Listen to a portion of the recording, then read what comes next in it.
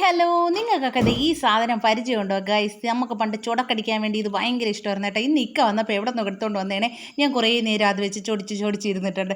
അത് കഴിഞ്ഞ് നമ്മുടെ ഇന്നത്തെ നോമ്പ് തുറപ്പ് നമ്മുടെ അരുവിക്കര വീട്ടിലാണ് കേട്ടോ. അങ്ങനെ ഒരു 6 മണിയായപ്പോഴത്തേക്ക് നമ്മൾ വീട്ടിലോട്ട് വെച്ച് പിടിച്ചിട്ടുണ്ട്. അപ്പോൾ ഇത്തായാണെങ്കിൽ എല്ലാം എടുത്ത് സെറ്റാക്കി വെച്ചിരിക്കുകയായിരുന്നു നോമ്പ് തുറക്കാനായിട്ട്. പിന്നെ നമ്മൾ ടാങ്ക് നാരങ്ങയും കൂടെ മിക്സ് ചെയ്ത ഒരു ജ്യൂസാണ് ഇന്ന് എടുത്തിട്ടുള്ളത്. എന്നിട്ട് എല്ലാവരും കൂടെ ബാങ്ക് വിളിച്ചപ്പോൾ ഒരുമിച്ചിരുന്ന് നോമ്പൊക്കെ തുറന്നു. കാക്കായാണെങ്കിൽ വെള്ളം കുടിക്കുന്നതിന് പോലെ ആദ്യം തന്നെ ഫ്രൂട്ട്സാണ് കേട്ടോ കഴിക്കുന്നത്.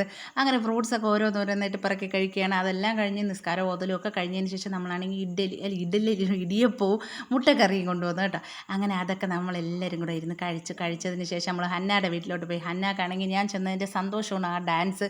അത് കഴിഞ്ഞിട്ട് അവളുടെ ക്രാഫ്റ്റ് വർക്കൊക്കെ എനിക്ക് കാണിച്ചു തരാം മാമി, വീഡിയോ എടുത്തോന്നും പറഞ്ഞുകൊണ്ട് എല്ലാം കൊണ്ടുവന്ന് കാണിക്കുകയാണ് കേട്ടോ. അവളുണ്ടാക്കിയ റോസാപ്പൂ, ലവ്, പിന്നെ മെഴുകുതിരി, പിന്നെ ഇത് ഇർഫാൻ അവൾക്ക് കാശ്മീരിൽ നിന്ന് കൊണ്ടുവന്ന് കൊടുത്തതാണ്. ഒരു ബാഗും കൊണ്ടുവന്ന് കൊടുത്തിട്ടുണ്ട്. 50 രൂപയേ ഉള്ളൂ അവിടെ ഈ ബാഗിനെന്നൊക്കെ പറഞ്ഞു. എന്നിട്ട് അവളുടെ വക ഒരു ഡാൻസും.